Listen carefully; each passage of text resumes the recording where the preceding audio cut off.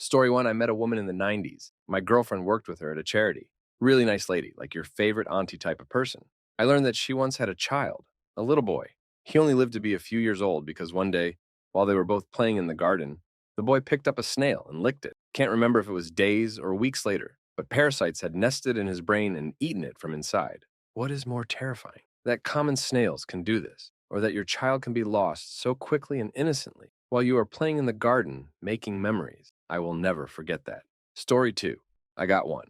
So years ago, I started losing my balance and losing feeling in my legs, as they told me I had only about 5 more years to live. They did an MRI to see how bad the lesions were in my brain. They thought I had MS. So once I do the MRI, they're like, you need to see an ENT, ear, nose, and throat doctor right away.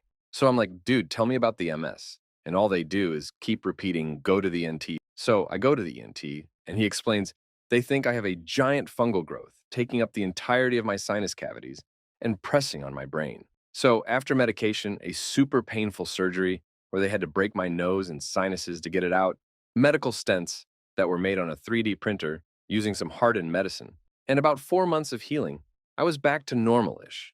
The horrifying part, the fungus comes from the feces of chickens, and it is being introduced to the air by haulers moving chickens. Everyone in the US breathes in these spores regularly, but it mostly takes hold in people with compromised immune systems.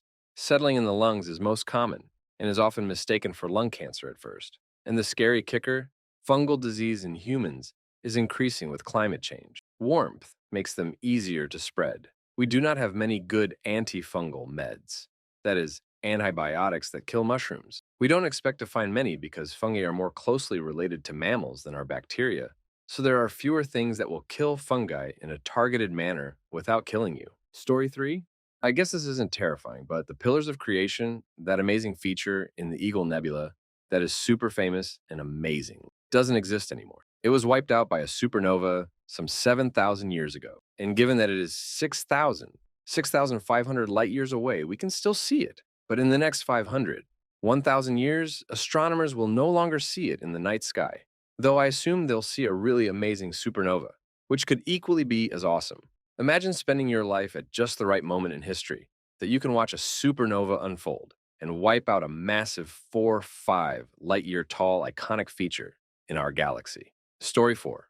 Antibiotic treatments are becoming less and less effective, and common infections and minor injuries could become life-threatening. As someone that has used them at least once or twice a year, antibiotic resistance is genuinely terrifying to me. It's like bacterial infections becoming viral ones. Antibiotic resistance is the scariest thing I can think of, and it's already happening. That flesh-eating bacteria that's killing people in FL and a couple of other parts of the US are antibiotic resistant.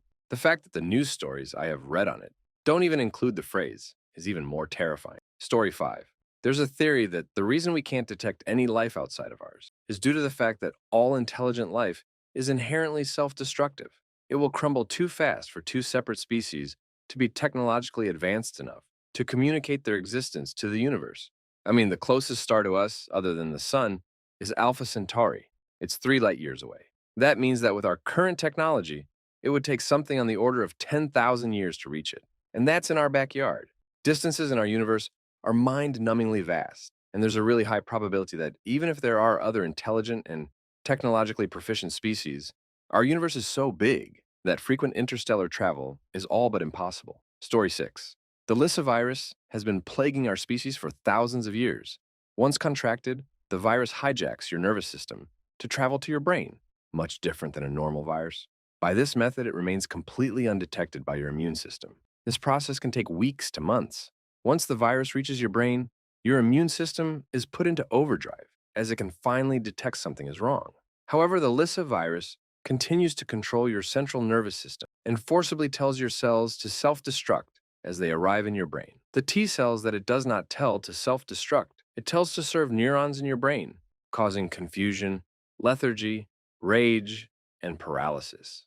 At this point, the virus starts to move towards your salivary gland, where it will attempt to infect another mammal. While this is happening, it reprograms your brain to make you afraid of water. You run a massive fever. You're dying of thirst. Your brain starts to swell, pressing against your skull. This pressure causes damage, and once a critical point is reached, your organs fail one by one, until you slip into a coma and die. Once the rabies virus reaches your brain and you start experiencing symptoms, you will die, and there is nothing that can be done to save you. Over the thousands of years that the virus has been terrorizing humanity, killing tens of thousands of people a year, only around 50 people have defeated the virus. In all of recorded history, Story 7, you can have a really bad disease for years and not even know about it due to it becoming dormant or latent. Essentially, the disease is asleep, and you wouldn't have a clue it was there unless a doctor told you. You could go to the grave with it, or it could wake up at the most inconvenient time. In South Africa, it is reckoned up to 55% of the population has latent tuberculosis at this moment. Story 8. The poles of the Earth act as a planet-wide ice cooler, and they are melting. Most people don't understand the scientific concept of latent heat. The transition from ice to water requires energy, and the absorption of this energy is called latent heat. Latent heat can be understood as hidden energy which is supplied or extracted to change the state of a substance, for example, to melt or vaporize it, without changing its temperature or pressure. This includes the latent heat of fusion, solid to liquid, the latent heat of vaporization, liquid to gas, and the latent heat of sublimation, solid to gas. When the Arctic Ocean is covered with ice, the water temperature remains at 0 degrees centigrade. But when the ice is gone and there is open water, all the sunlight that had previously been absorbed by ice now raises the temperature of the water dramatically. Once the ice is gone, there will be an abrupt rise in temperature, and the cooling effect of the North Pole will be reduced in a dramatic fashion. This will change the climate throughout the Earth. Places where food was previously grown will no longer support agriculture, and places that were previously inhabitable will no longer be habitable. Wet bulb temperatures of 50 degrees C that extend for weeks will kill hundreds of millions of people in places that were previously just hot. Desertification will follow. Story 9. According to the second law of thermodynamics, the spread of warmth is an irreversible process. The only reason something cools down is that the warmth spreads without new warmth being produced. Considering the fact that there is lots of energy and therefore warmth being produced in the universe, there could be a time that the spread of warmth has reached its maximum, resulting in the so-called heat death of the universe. This is currently the most likely scenario of how it ends. Having said that, it will take a very, very long time, depending on what goes faster, the spread of the warmth or the expansion of the universe. On the other hand, if the expansion goes faster than the spread of warmth, the result will be the opposite, the end of the universe in a big chill. So if I have understood this right, every time you light a match, you accelerate the end of the universe a microscopic little bit. Story 10.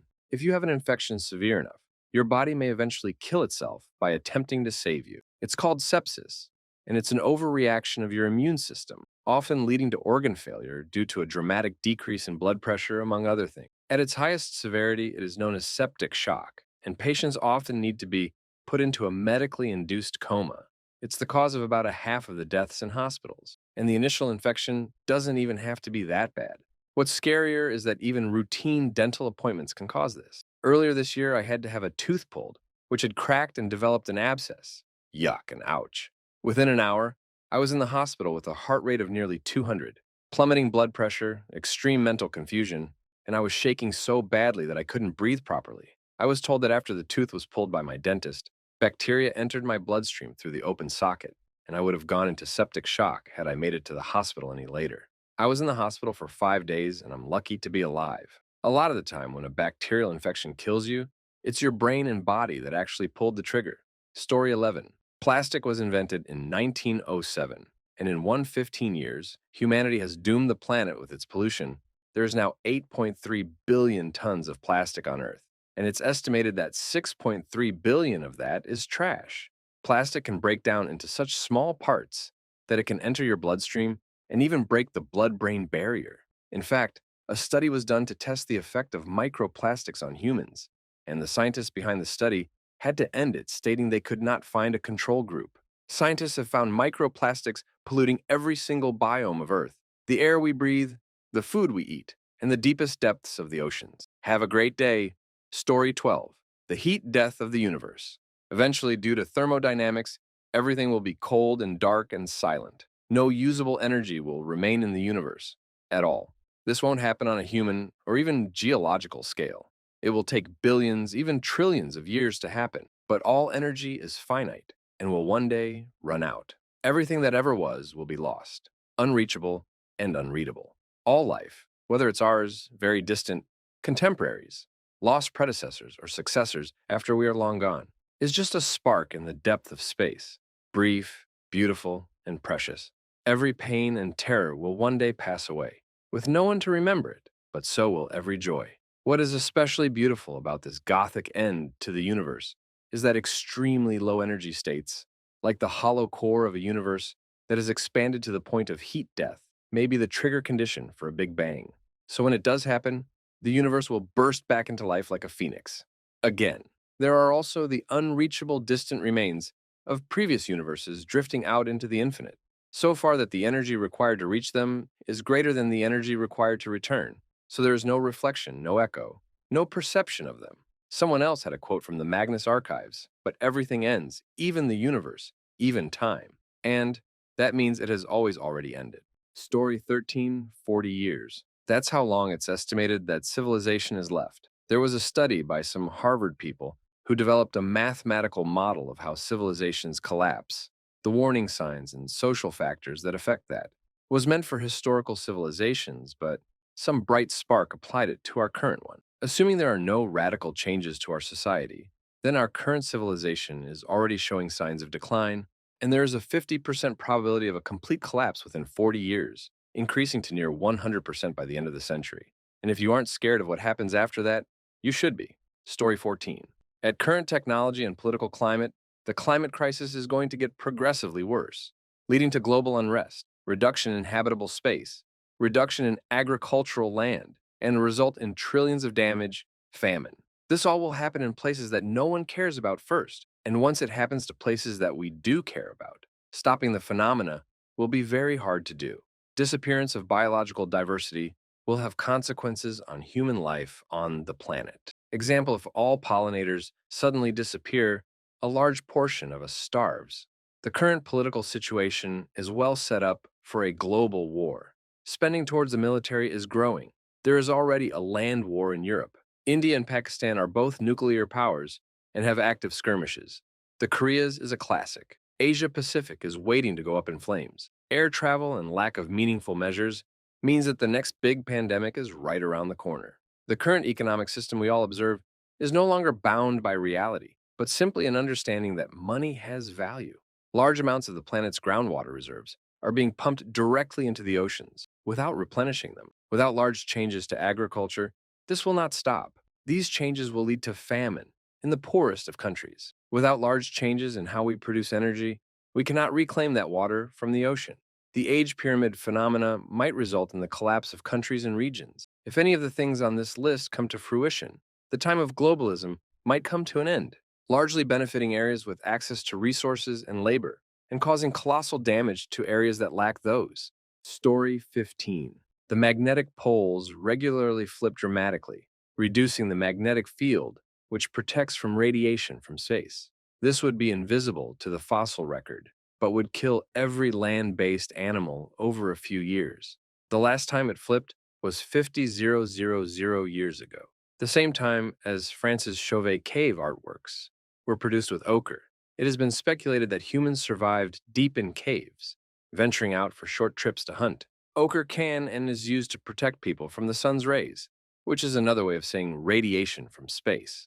This reduction in magnetic field would last from a few hundred to a few thousand years. Story 16. Nightmare on Elm Street was based on a true story. Wes Craven said he got the inspiration from an article in the LA Times. A Cambodian family fled to the USA to escape the mass genocide of the killing fields. Their young son had nightmares every night of something chasing him. So bad he'd refuse to sleep for days at a time, convinced it would kill him in his sleep. One night when he did sleep, he started screaming and then died in the middle of his nightmare. Story 17. Gallstones. You would think they are simple. Causes pain. Yes. Medicines can make it pass through urine, but if they change into slush, it cannot be detected by USG. Doctors will tell you it's something else. This sludge, if it enters the pancreatic duct, blocks the passage for enzymes. Enzymes break down your food. If it is unable to pass it, thinks the pancreas is the food, and starts breaking down your pancreas, resulting in necrotic pancreatitis. This ignorance by a doc resulted in my father's death. He went through the most painful 45 days of his life. Every organ started failing, and he felt every bit of it. If you have constant pain in your abdomen, and doctors say it could be gas, get a CT scan done. Only that can determine if stones change into slush. Story 18. At any given moment, bacteria and viruses continue to mutate and evolve at ferocious rates.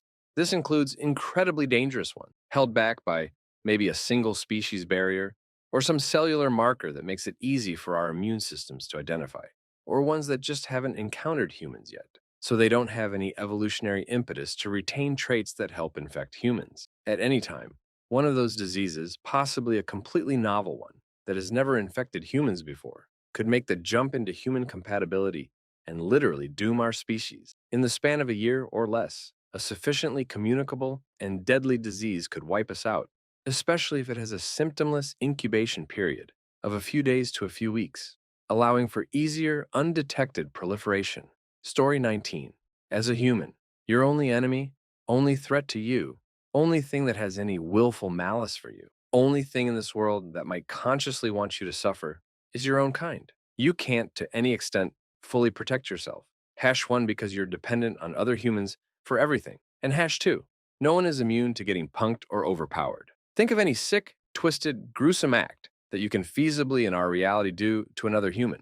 And it's probably been done to one of us by another, probably more than once, I think. Let's say there is other life out there that's gotten to the point of stellar travel and a higher state of being than us. If you're traveling at light speed, think about how far ahead you need to see to avoid any hazards. Except even something as solid as asterisk and amoeba asterisk might sledge your spacecraft. All factors together means before your vessel ever moves, your sensors basically need to be able to read at least a light year's radius around you. Asterisk down to the atom asterisk, provided it's even possible to alter trajectory once in motion. Anything that can travel across a galaxy, more likely than not, has observational equipment and data collection advanced enough to have a wiki page containing how many eyebrow hairs we have on average. I think everyone knows we're here and have unanimously declined to pursue contact. Story 20. Prions. They are abnormal proteins. If they come in contact with normal cell surface proteins in our brain, they cause the proteins to clump up or fold abnormally. There is no treatment, no cure. Death is inevitable. But before you die, you will have memory loss, difficulty walking, difficulty talking, muscle stiffness, hallucinations, confusion, and fatigue. There are a few different types of prion disease, and they are either hereditary or pathogenic. Story 21. Rogue black holes are a thing.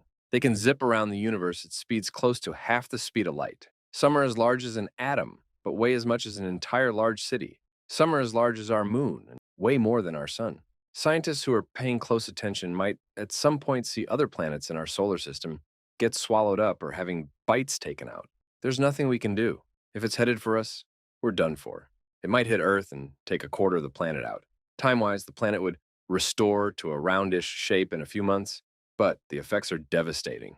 The entire atmosphere is ruined, every building in the world is instantly destroyed. Only a few million humans will initially survive, but none will outlive a few days.